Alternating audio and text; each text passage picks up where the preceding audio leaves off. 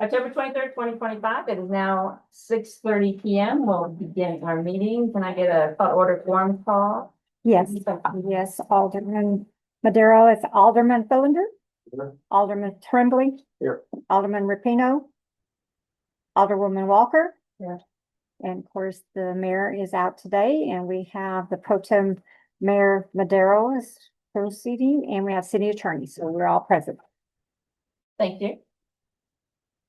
Let's stand for the pledge. Pledge allegiance to the flag of the United States of America, to the republic for which it stands, one nation, under God, indivisible, with liberty and justice for all. Honor the Texas flag. I pledge allegiance to thee, Texas, one state, under God, one and indivisible. Thank you.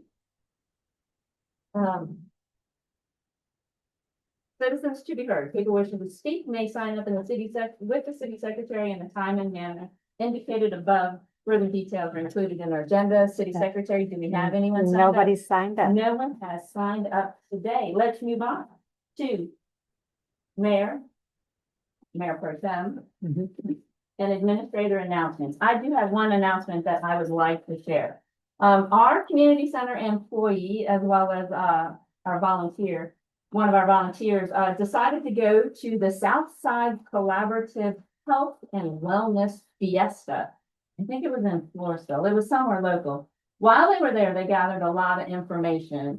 They have something on AA, some $10 dental visit for women and children, to include x-rays, senior budgeting, children in crisis, sensory wellness, mental health resources, Alzheimer's even, and other health information and family health care center. All services available to those of us here in Sandy Oaks. There are multiple flyers. They did give me an a copy of each so that I would remember everything.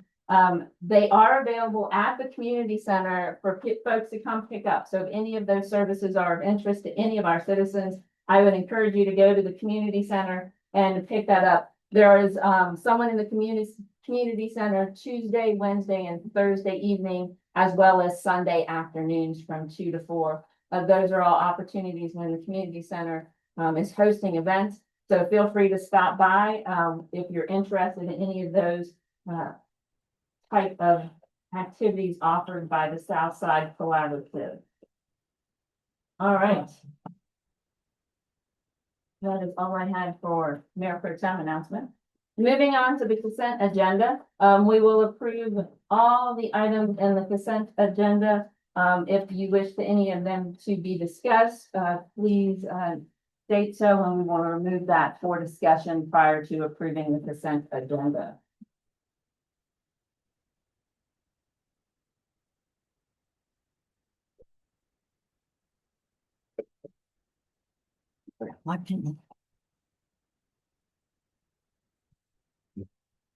Remove October 9th from the consent agenda. October 9th, I also did not see the October 16th meeting agenda, minutes prior to coming here, so I'd like to go ahead and remove that as well.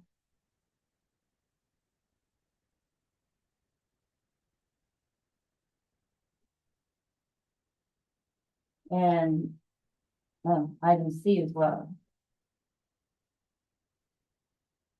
So that leaves item D on the consent agenda.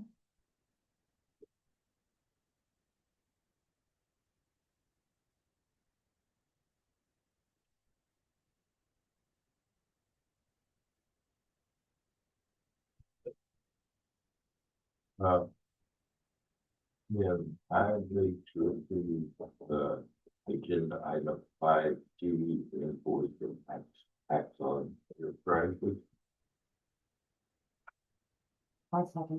We have motion from Alderman Fillinger with a second from Alderwoman Walker to approve consent agenda item D, the invoice from Axon Enterprises.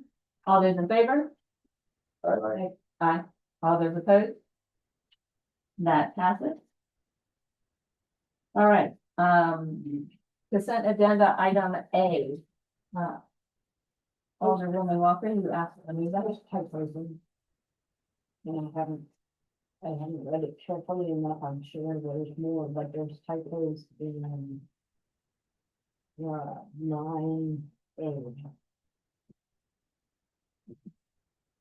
Do you want time to review them and send them to Doma for our city secretary for updates, or do you want to address those now? No, I can send it to the governor. All right, so you would like to postpone 5A until the next meeting?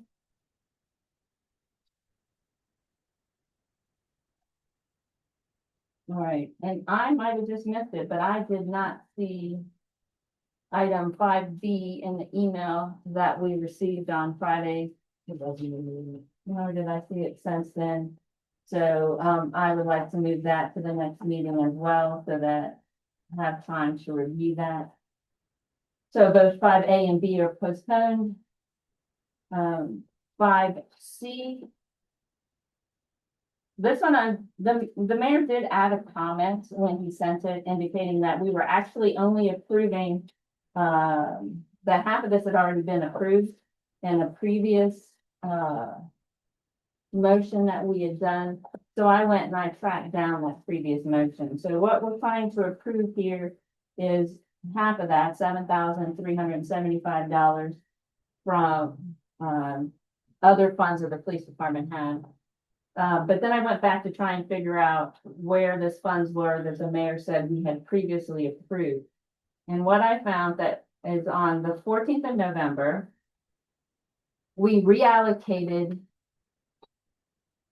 back up even further than that. On the 27th of April, the city council approved $25,000 for the purchase of vehicles, but then that didn't occur. So on the 14th of November, we reallocated $14,500 of that amount to purchase 2 equipped vehicles.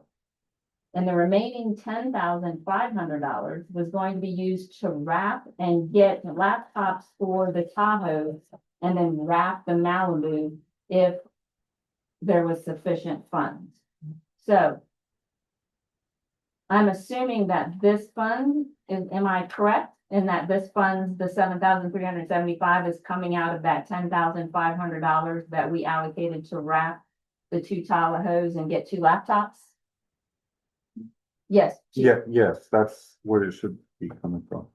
Okay, so that means we're only, based on the price, that means we're only gonna have 1 laptop for the Tahoes? So Or is this, at this point, yeah, it's not, that was a quote for 2, and the reason being is in Windows 11 is no longer going, Windows 10 will not be CAD capable of using the CAD system that Bear County uses, which is what dispatches our officers. It was supposed to go out this month. They postponed it to December 1st. So by December 1st, we have to have laptops that are Windows 11. Now, there is an update you can do that'll take it from a 10 to an 11. Jerry, our IT personnel, came in. We looked at the laptop we have inside the Malibu. That one the hard drive is not capable of being updated or upgraded to a Windows 11. So we need one for that one. And then we need one, well, we actually need 3 total, but at the prices that they were, we can make do with 2, putting one in a Tahoe and one in the Malibu, and then Rick's Tahoe would not have one. okay, so the email from the mayor indicated that the $7,375 that we're going to approve is to get a laptop for the Impala. Is that correct? That is correct. And so the other $7,375 is coming from that funds that we approved a year ago to get 2 laptops. I guess it's a good thing we didn't get them because they wouldn't have been compliant. So that gives us one for the Tahoe and the Impala, but then we're still short one for the Malibu. And out of the 1075. No, I'm sorry. It is a is it the Impala or the Malibu? It's the same car. We have one car that is not gonna be able to be upgraded. I don't know if it says Malibu or Impala. And then we need one for the marked Tahoe. So those are the two that we're getting for, but the unmarked Tahoe is not gonna get one. So we're replacing the one in the Malibu and purchasing one for the marked Tahoe. So is there any other funds left from that $10,500 that we allocated for wrapping and getting a laptop, or did you use whatever was left? Did you use the balance for the wrapping? We I'm assuming you got the vehicles wrapped. We did get the vehicle wrapped. I don't know, I can't recall what the exact price on that was. That's fine. There's not much left once you pay for the wrapping of the two Tahoes. So we're gonna have to, as a city, come up with more money for another laptop then in order to make the third vehicle compliant, then is what you're saying. If we choose to do the third vehicle, yes, but as of right now, what we need is two, right? Because the other vehicles that are equipped, they are running Windows 11, so they'll continue to work. It's So we only have one vehicle that's short of laptop then. And the wrapped Tahoe that is marked. It does not have a laptop either. But isn't that what we're ordering it for? Correct. Yeah, so if we order these two, we'll only have one vehicle One short vehicle. and approximately $7,000 for that. Each, right, And you have the funds within your budget to get the second one that he's asking us to approve. yes, ma'am. All right, that was all my questions, just trying to figure out how short we are on this one. All right, So this 14,750 is coming out. Police department. well, 7,000, so we already approved, $10,500 back in November of last year to wrap the two Tahoes and to buy laptops for them if there was sufficient funds.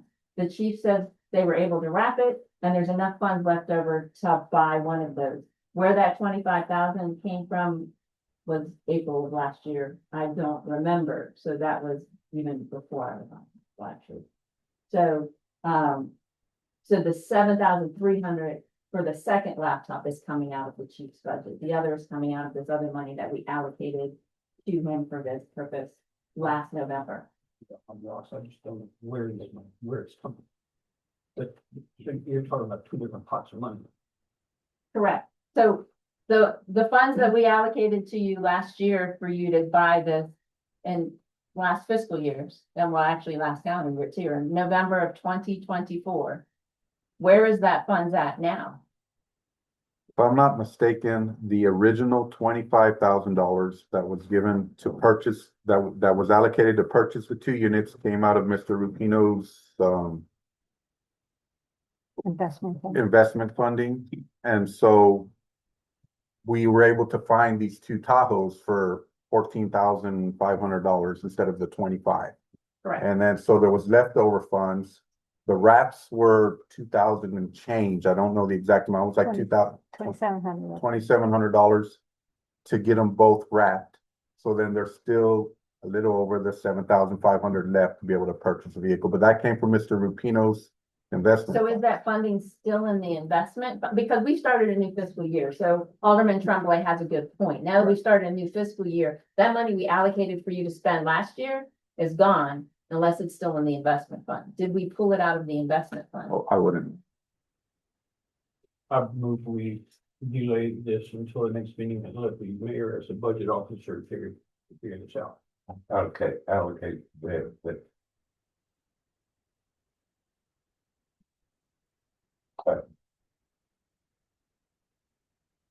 Because we're talking about having a vehicle in service or out of service, I would tend to think, let's approve this invoice so the order can be made so that by December 1st, when we're no longer compliant with Bear County, we can possibly have this done.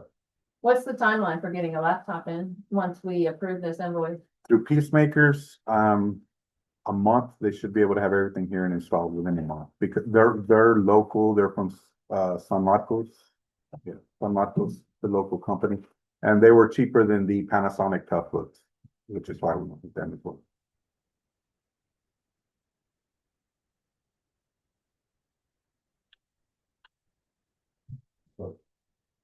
I would think that we approve the purchase, or approve this invoice. Move forward with ordering, just so that we can get the vehicles compliant by December 1st. Where are the funds gonna And come we can from? reallocate funds during the next regular meeting. Obviously from the police chief budget. All right, so is that a motion, sir? That is a motion. So I have a motion from Alderman Fillinger to go ahead and approve the invoice for $14,750. And coming from the police department's budget. I'll say that motion. I have a motion from Alderman Fillinger and a second from Alderman Tremblay to approve invoice for $14,750 for the purchase of 2 laptops with the funds coming from the police department fund. All those in favor? Aye. Aye. All those opposed?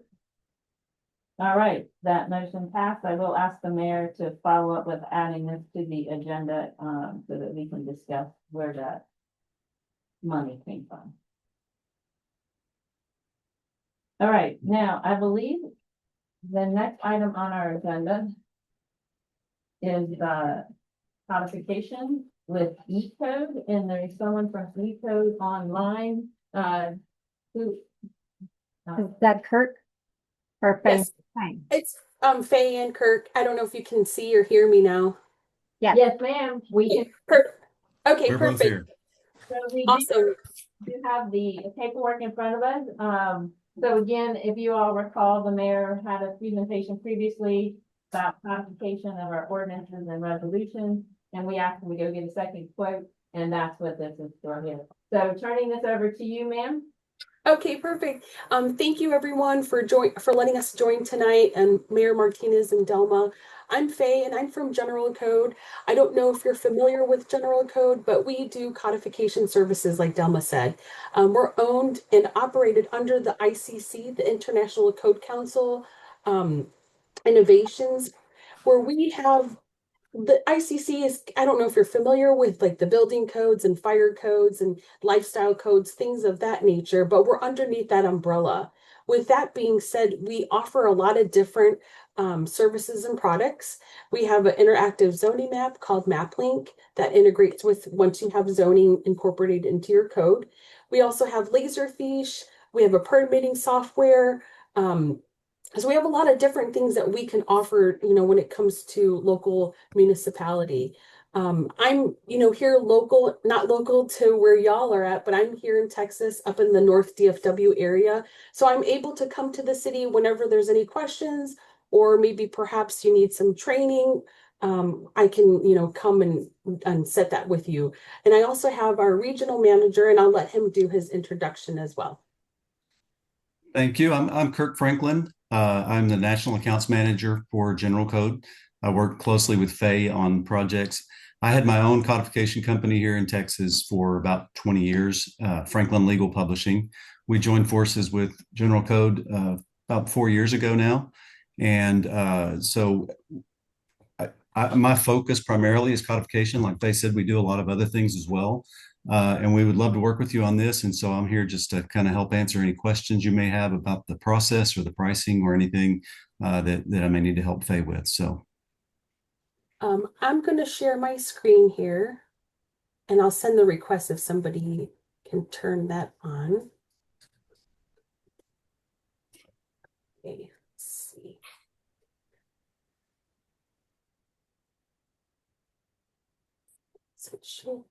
Okay. What I'm sharing in front of you is what we call eCode 360. How the project works for codification is once we create your code, we go through an organizational analysis, an editorial and legal review. We kind of go through this whole back end where we create a rough draft, if you will. So once this rough draft is created, we put it into our platform called eCode 360, which is when it's in the draft review, it's called code review. So once it gets onto this platform, we'll train you, we'll get you familiar in how it all works. On our eco platform, we have about 4,000 codes across the United States. In the state of Texas, there's probably over 400, and the number grows every day as there's so many projects in the background being worked on. I like to showcase this particular township because they're one of our long-standing clients. They use a lot of the premium features that y'all will get. So I want to highlight a little bit of everything of how it all works. So this is the front page. And once you're up and running on your home page, if you will, you can add your city's logo, change the colors, change the font, anything to match your website so that it looks kind of like all together. It works all together. These large buttons we can change and we can personalize, whether it says code, all of your new laws, minutes, resolutions. You can add here fee schedules, anything that you'd like to do, it's customizable. I'll show you one of the cities here in Texas. They like to add a little snippet here as far as, how to navigate eCode 360. Here they'll add like quick links. You can add directly from your website, open records request, agendas, fees, contact information, anything that you want the public to see right away and who they can get a hold of right away. You can add that onto here. Just know that it is all customizable. The direct way to get to the code is if you just click the large button or any of these buttons here on the side, you can click code and it takes you directly to that. And at the top here, you'll know how current the code is. Every time the process of supplementation occurs, we'll put the new date what it's been supplemented through. So this one is up to date from 1/9 of 25. You'll know that right here at the top. Now, if you scroll down here to the bottom of the table of contents, General Code likes to create what we call as a disposition list. We're really good at creating this as far as record keeping. We always say best practice is to send all of your ordinances, obviously, and anything else, that's non-code material resolutions, however, we can add it to this list. We'll put it in order numeric fashion here of the ordinance number, the adoption date, what subject it's going to affect, and then what chapter it does affect. And you can scroll down and you can see they've been a client for a long time and they have so many on here.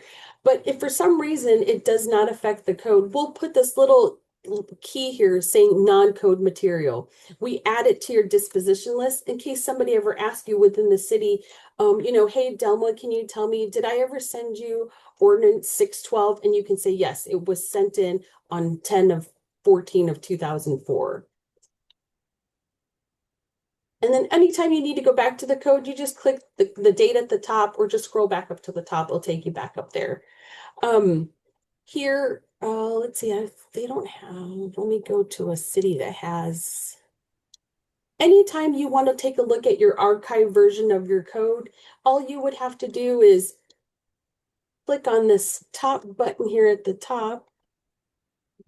Oh, I guess there's not one up there. I have another code here. Is there not any? I guess let me come back to that. I'm not sure why the version's not showing, but typically there's a little button up here that will show all of your archive versions going back in time. So if somebody were to ask, can I take a look at what the code looked like in 2020 and at ordinance number 123 or chapter 12 or chapter 1, you can do that and search and click from there.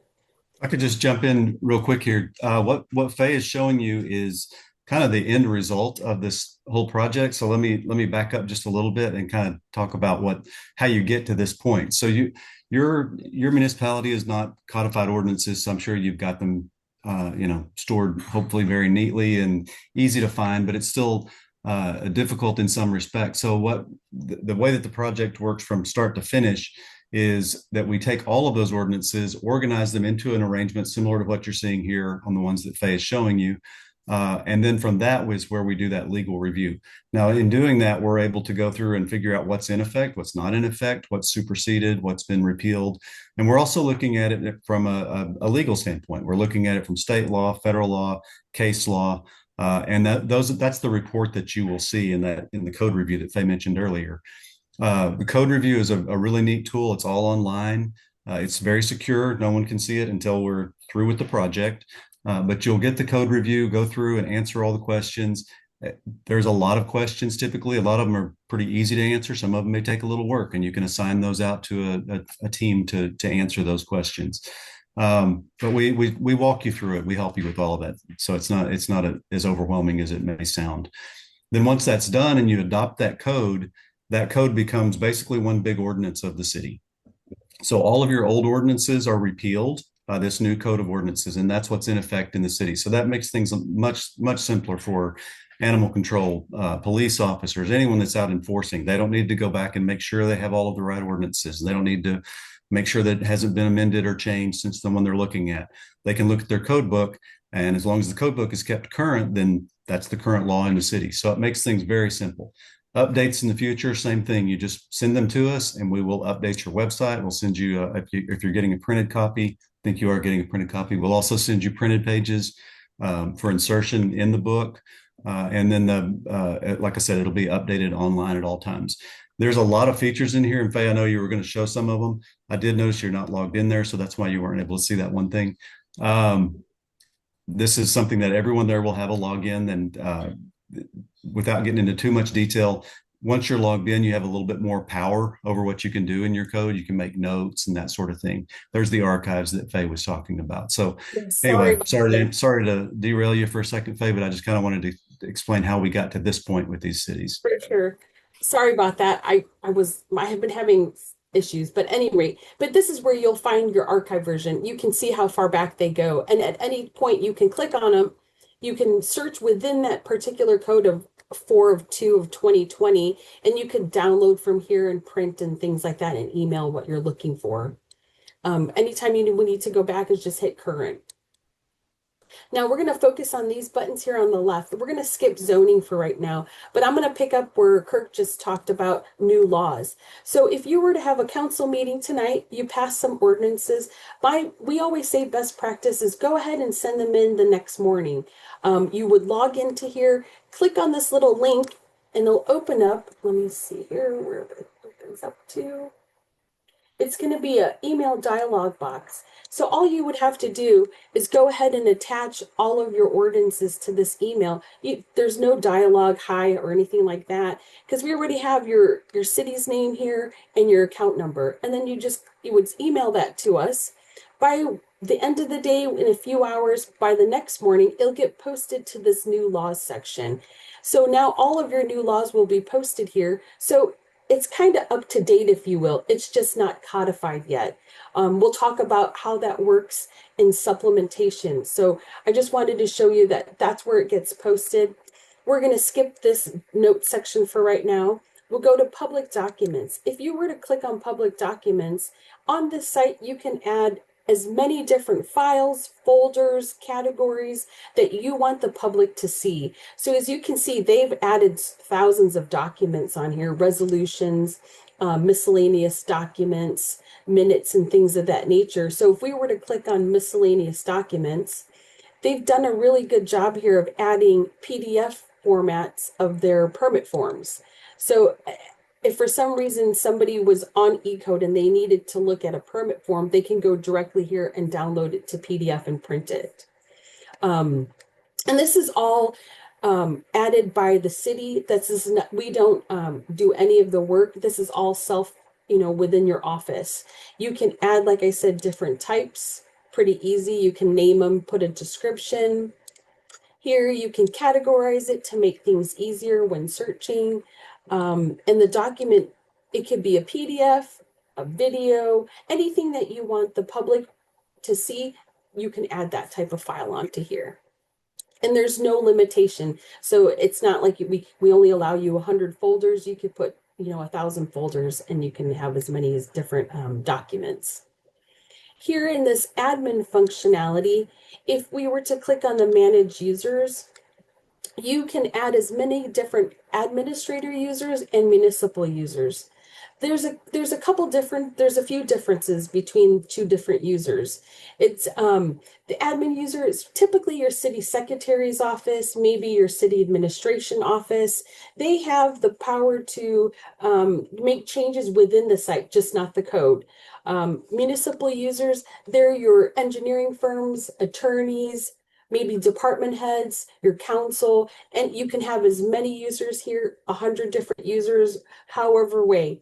It's very easy. You just add your email address and click the add button, and then they'll receive an email saying you can now set up your password. That's how easy that is. Site settings. Here is all customizations. Once your code is up and running on eCode, the trainer will sit down with you and go over, okay, what would you like for your colors? Do you want it to match your website? Let's turn on some features. Maybe you don't want to turn on all the features, but she'll walk you through that. And like I said before, training, you can have as much training, whether it's in a group setting, maybe perhaps by departments, however way you would like to do it, all the training is included. Here's the dashboard. This is a really great feature that General Code does provide, is analytics. Because you put all this effort into your project, you want to make sure that the public is viewing your code online. Here you can see these are the different views that they get by the month. We can even switch it by day or possibly by the hour if you really wanted to see when everybody's looking at the code. Here down below, these are the top 10 search terms that the public is viewing, whether it's by the last 30 days or maybe perhaps the last 12 months. This kind of helps, different departments to, see what is everybody searching? Okay, well, they're looking for fence a lot. Maybe we need to add more information there. But this is just, little analytics to help you with your eCode site. This titles button here, this just shows how many code books you have in circulation. And typically nowadays, cities have maybe one or two, and some maybe it's strictly electronic, because everything is online and downloadable, that you really maybe only need one in safekeeping. We'll show you when your code book was adopted, and then what your supplement schedule is. For this particular township, they do it once a year. Now you can do it once a year, every 6 months, but we typically want to say quarterly is best. That way your code is up to date and everything's transparent, and the supplement schedule will work itself on a quarterly basis. So no, there's no charge to make this frequent or less frequent. That's all up to you. I know in the proposal, we added one code book, just know that. If for some reason you need additional code books, we can price that for you as well. The job history, this is important probably to the city secretary's office, because she'll want to know when her next supplement, what number it would be, and if the previous supplement has already been completed. So here you'll see all of their supplements throughout the years, if it was completed, and then when it was received. And then we always assign a job number, so that way it has a record keeping of everything. I know we've talked a lot so far. Is there any questions so far?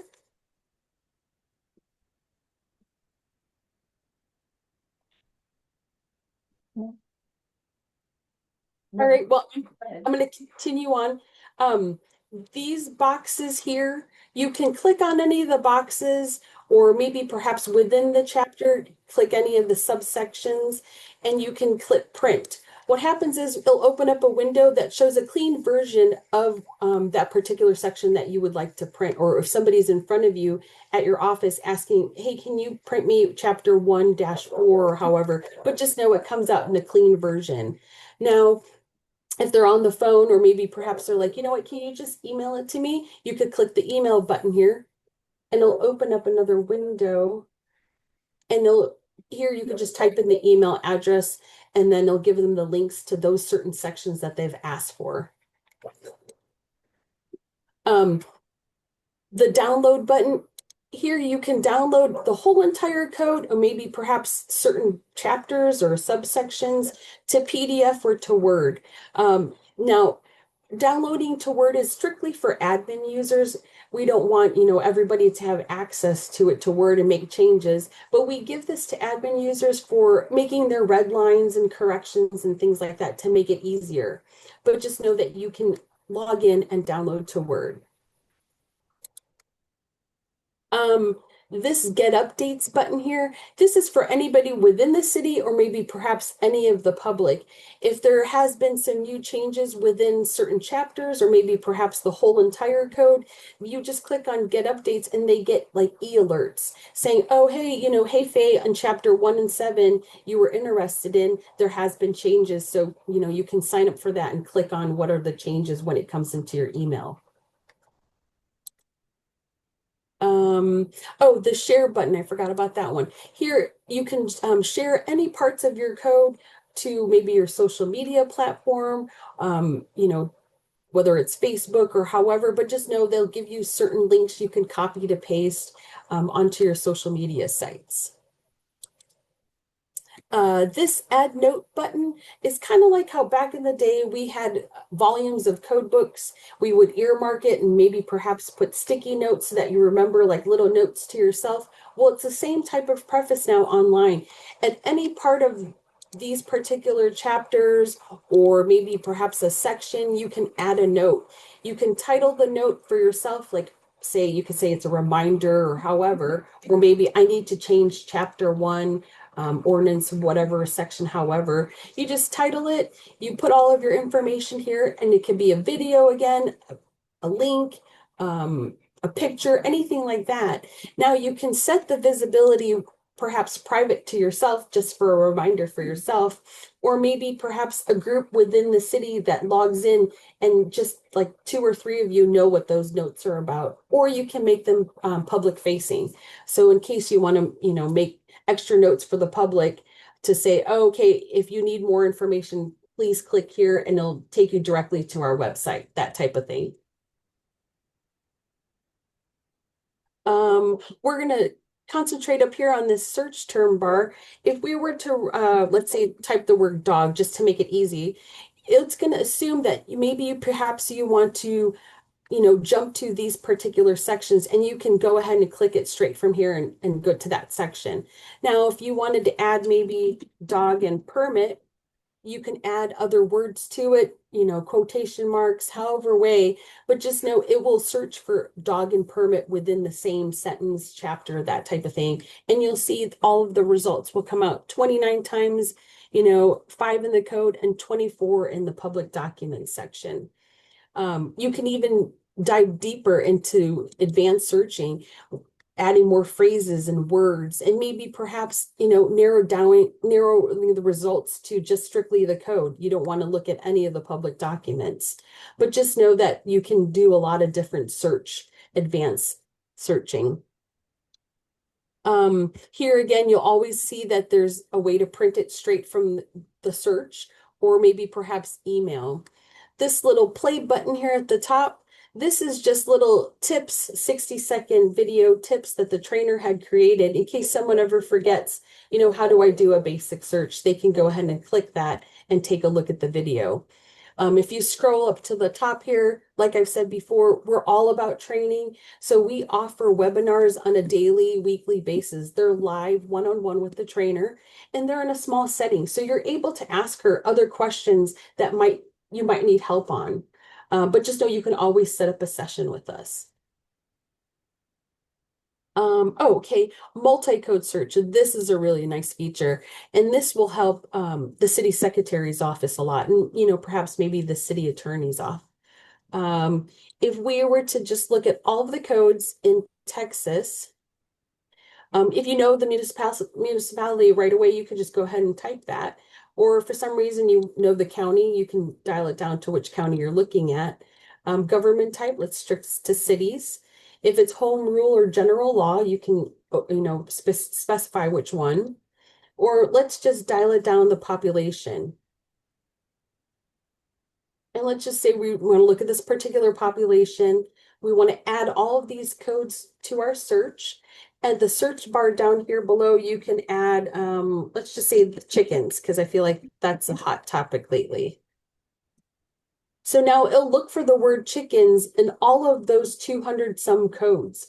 And here you can look, there's 525 in the code, 8 in new laws, 6 in public documents, and 1 note. So this helps the city secretary or maybe perhaps the attorney because they could take a look at how they're writing ordinances in regards to chickens. If there's something in particular that you're looking for, you could go to the new laws and say, okay, we're trying to figure out how we should word this or how other people are writing it.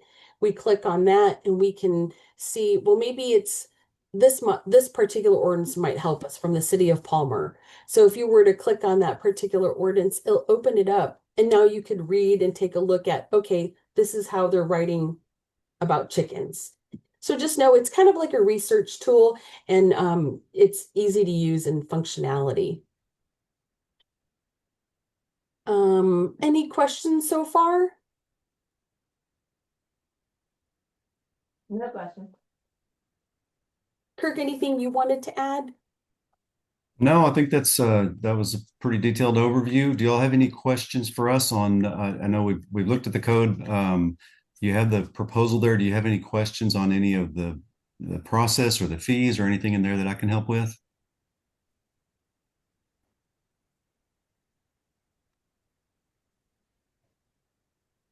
Oh, and I think if Mayor Martinez is on here, we did touch this and I didn't show this. I'm sorry, I forgot about this. Is we have another feature called Trackback. I know that him and I had talked about this, but how Trackback works is it's histories for your ordinances. So if you were to go to a particular section or chapter, you will see that this ordinance was adopted in 7/15 of 1980. You can hover over it or click on it and it will open up the original ordinance. And then you can see going forward in time, you know, if it was amended or however. So I think we talked about, I'm not sure, I can't remember if he wanted to add histories back in time for how many years but you can do this at your next supplement and add it going forward in time. But just know that there is a way to do history notes for ordinances.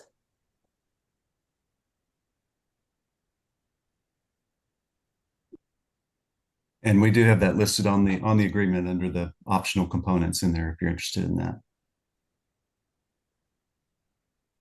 That's kind of like your fast overview. If there's any questions, whether on the eCode site or maybe perhaps on the proposal, please let us know, but we'd be happy to answer that.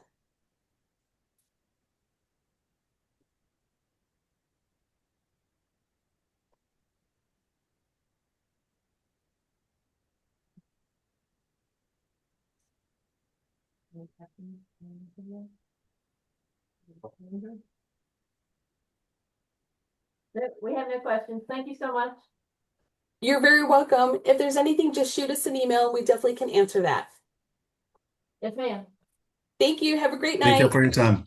Thank you. Good night. We'll be in touch.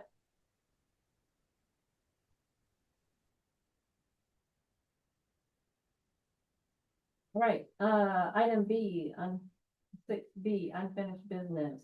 This is to discuss whether or not we want to select from the two options that were in our packet, the one we saw previously and the one we saw today. Do we want to have that discussion now? Do we want to?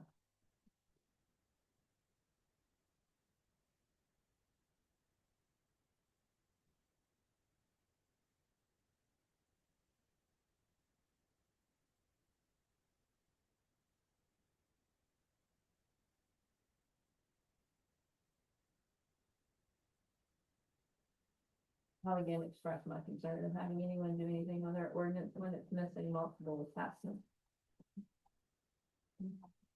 My spreadsheet that I sent to the mayor prior to even joining the application, I'll send that. Yeah, I'll look for something. Because again, there's a timeline, and once they get started, they're gonna be stuck waiting for us to find it. Yeah, but then, crucial matter. But if we put something, they could have the next morning. Correct, but even to codify what we have out there, application without existing annexes, we still don't even have the budget from last year, that ordinance is MIA. If you go to the amended budget ordinance for last year, for last fiscal year, it references the summer intern ordinance. There is no budget At least no ordinance.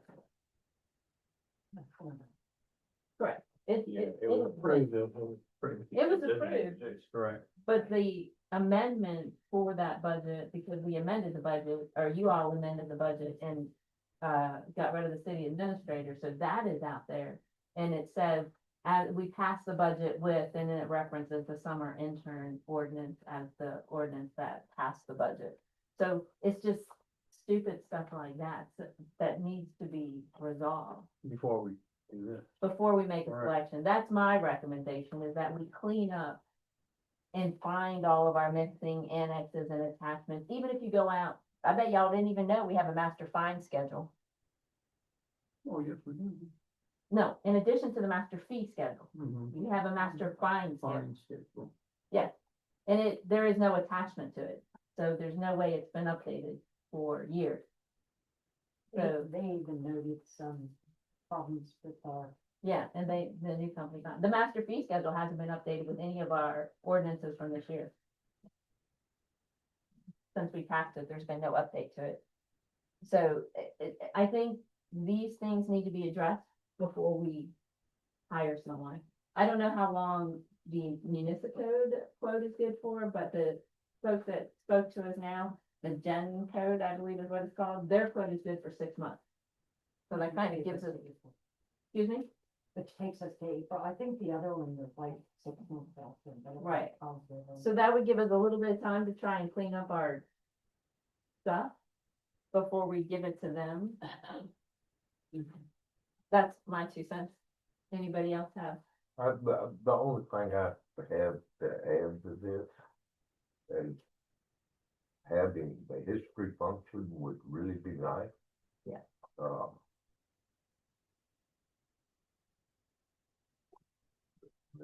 They're both trying to sell us gender neutralization. And I'm not aware of any ordinance that we have that is gender specific language included. But, I don't either. you know, I think we've used the terms owner, resident, citizen, person. And in fact, I think once we define person as any person and or organization, but that would be a $320 tip, because unless you want to say, well,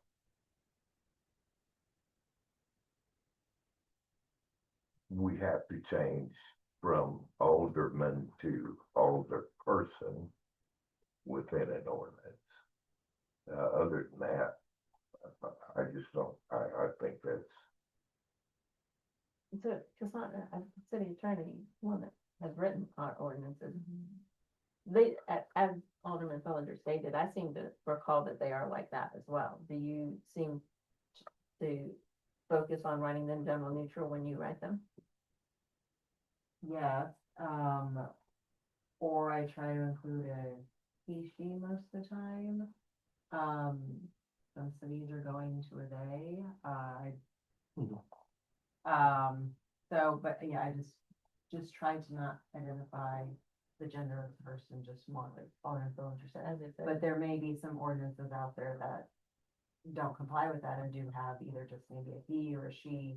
right, but in general, you try and focus on what Alderman Fellinger says and do general and I we, don't know that we have to pay for that service within the codification when the ordinances are written. Well, They can be written.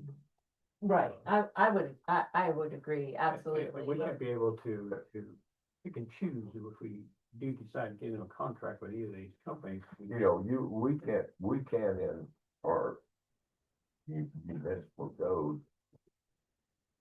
do away with aldermen, but the state statute's still gonna address it as alderman. Alderman is alderman.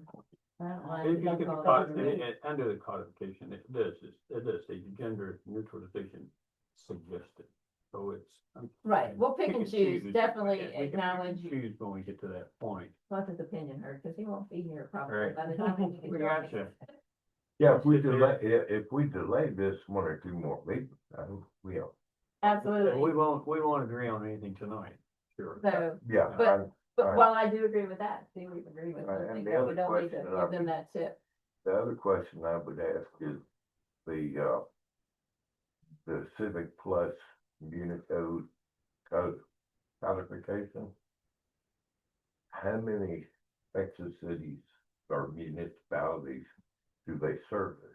Cause Oh, I yeah, noticed, did you look at the list? They have a. No, he's Well- talking about the one that previously gave us the demo. They don't have the list of cities, like we have in the general code. I am more impressed with this current one that gave the presentation today.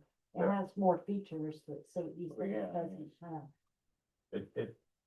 And the annual Picking it meeting. up and using it, you may not think it's user friendly, but it really is if you No, I- do all kinds of searches, I mean. I'm liking the presentation we saw. They have some really good functions. Yeah. But we're not gonna make a decision tonight, so if we have to clean up our act, and we might, the annexes that were never posted, and you ask our attorney, so we might have that. I gave them to the mayor and the mayor pro tem prior to being part of this council. I sent them the whole spreadsheet, and what became of it at that point, that's on the mayor, because it was long before I joined this council. Let's, But I can reshare it because I have kept my spreadsheet current. Move that we get our Let's just. in-house, postpone get this. everything, Yeah, because I mentioned it last time. we set a date, and we put a deadline on getting our ordinance indexed. Or the posting up to date by a certain date, and we're looking at 30 days. Is that unrealistic? Is it 60 days unrealistic? If these are good for 6 months. Well, let's get, 30, 60 days, and let's get ourselves in-house, let's get our house cleaned up. Yeah, before we so try this to is the put it out. timeline we're giving to our city administrator, which is in this case the mayor, and we can definitely, attempt to do that, to motivate him to do it. He has had that list for over a year. So, to have a timeline in order to be able to make this selection and- may And enable he's us to not get. gonna do it. So personally. Not at all. And he's got, we have three, not to. pick City on- administrator but should we be have- overseeing the right, progress. we have more than one person who can work on this Absolutely. and get it updated, so I would move that we set a date, 60 days to get our in-house ordinance publications as well as the resolutions, updated to reflect the current date. And this is a deadline given to the city administrator, of 60 days. You were close to be done. And he's just gonna ensure. So I have a motion from Alderman. Go ahead. I'm not sure it's the proper motion, man, because it's nothing to do with, entering contract. Well, prior to entering into a contract. Discussion and our possible actions on a contract, is that doable, city secretary? That we need to get our stuff in order, we wanna do a motion to do that before we enter into the contract, is that doable? Alderman Filter has a legitimate. It looks like the agenda item is just regarding the contract. Most would be prior to entering into a contract, we get our in-house ordinance and resolution listing, up to date. No, but I think the mayor or whoever would organize or up to date, then that's probably more of an administrative issue. That council president really make a motion for. But it, yeah, it just looks like. I'll just ask the mayor to add an agenda item for next time to talk about the quality, the status of our posted ordinances and resolution. And then we can have it as a new agenda item at the next meeting.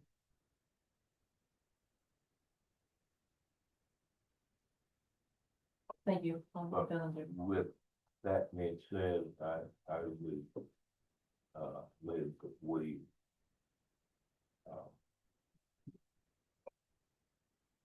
postpone items A and B, A's already done. excuse me, No, Wasn't that the demo? Well, that's different. Yeah, the demo was A, so B was to select the contract.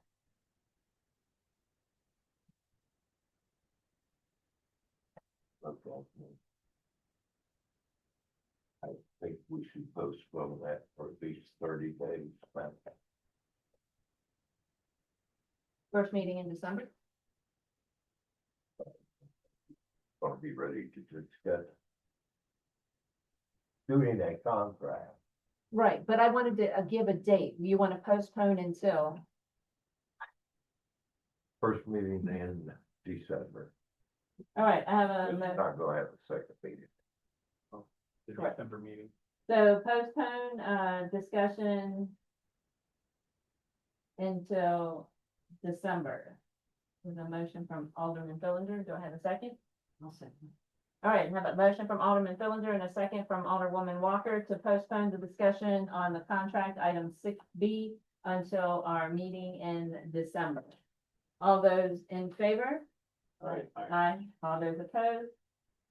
Motion passes. All right, moving on to 6C, which is the discussion of our ordinance 2025-262, the animal control ordinance. I would bring your attention to the 3 permits, one of which was emailed to you, 2 of which were placed in your packet.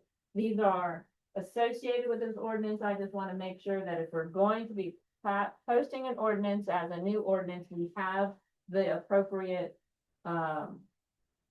applications that the citizens might need. One is the community pet caregiver registration form. The other is the purebred pet registration. And the third being the purebred pet litter permit. The 2 purebred ones are in association with paragraph 5B4. Or section 5B4, excuse me. And then the caregiver is one of the definitions.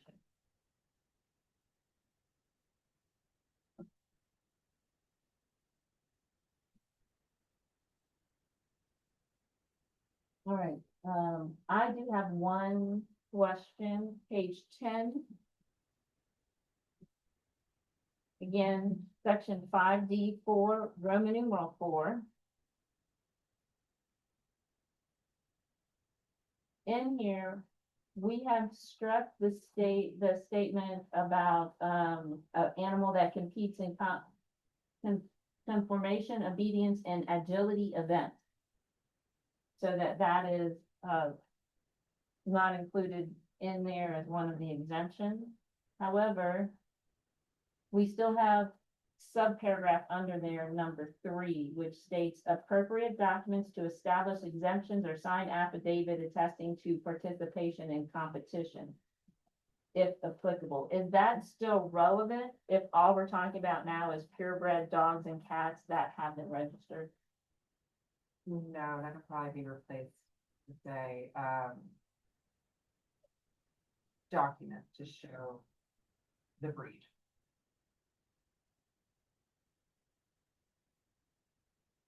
So this is what I have on the pet registration, purebred pet registration number. Oh, I should add which organization it is.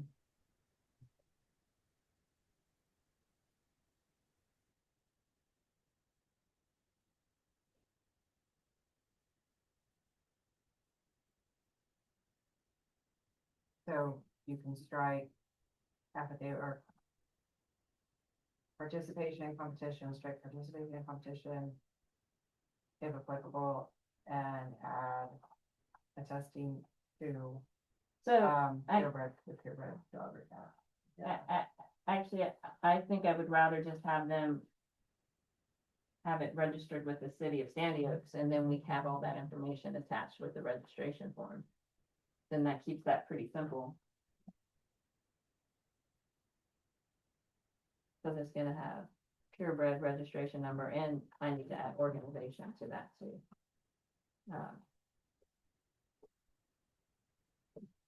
Could we do that instead of making that a requirement in here, then all that. That, All right, Okay, Good. so section 5D4, Roman numeral 4, sub paragraph 3, I would like to strike it in its entirety and, except for the word and at the end, and replace it with registered with the City of Sandy Oaks Animal Control Office. Which would be the form, the purebred registration form, and I did notice that I didn't specify the organization, so I would add that when they add the purebred pet registration number, they would also indicate which organization they're registered with, because there's AKA, there's various ones for cats, there's tons of different ones. So, that is a motion. I'll second that motion. All right, a motion from Mayor Pro Tem with a second from Alderman Fillinger to strike paragraph 5D for Roman numeral 4, subparagraph 3, everything except the word and replace with registered with the City of Sandy Oaks Animal Control Office. Yes. Any further discussion? Okay, all those in favor? All right, Aye. All those opposed? All right, motion passes. hope we set the,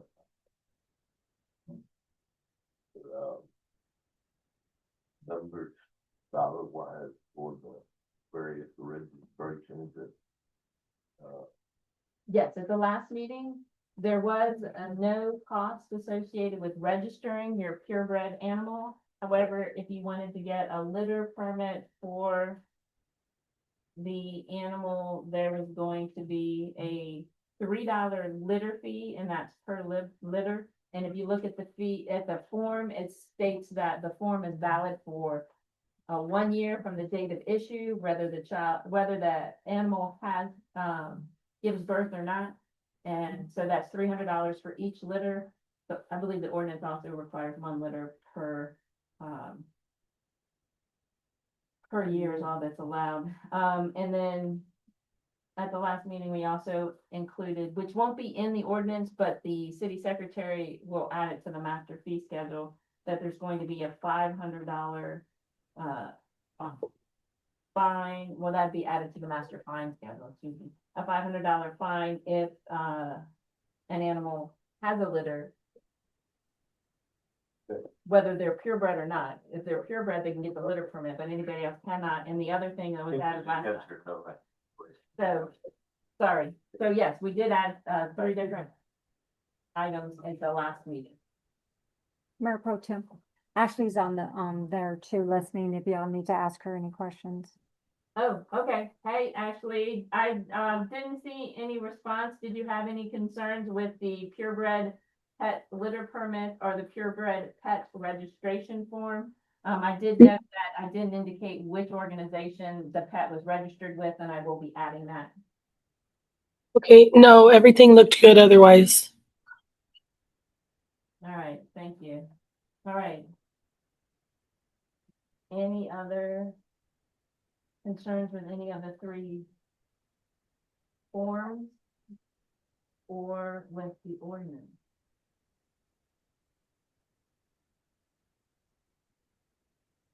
On the forms and stuff, what they would read. Purebred. Organization and read. I'll put that up with. I have a question. Yes, Can y'all hear? I'm sorry, I lost my voice. What is the fee for the permit? Did we decide on that? which permit? The litter permit? Yes. We set that at $300 Okay. to be added to the fee schedule. Okay. I just wanted to make sure that I knew on my end. Yes, ma'am. Thank you. okay, if there's no further discussion.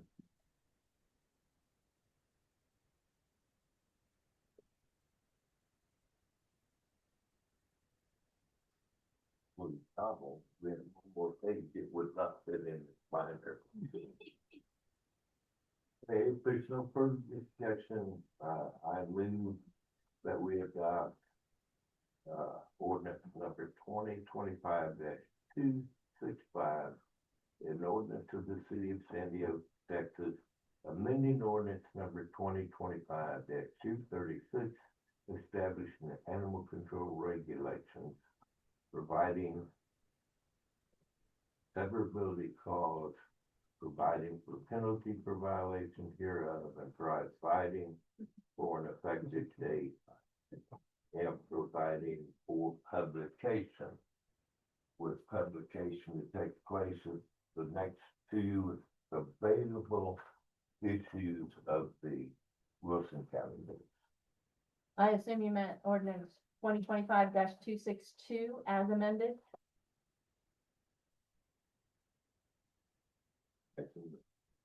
Yeah, you stated 265. Just wanted to clarify. Okay, we have a motion from Alderman Fillinger. All right, a motion from Alderman Fillinger, a second from Alderwoman Walker to pass ordinance 2025-262 as amended, an ordinance of the city of San Diego, Texas, amending ordinance 2025-236, establishing animal control regulations, providing a severability clause, providing for a penalty for violations hereof, providing for an effective date, and providing for a publication to occur at the next two editions of the Wilson County News. All those in favor? Aye. All those opposed?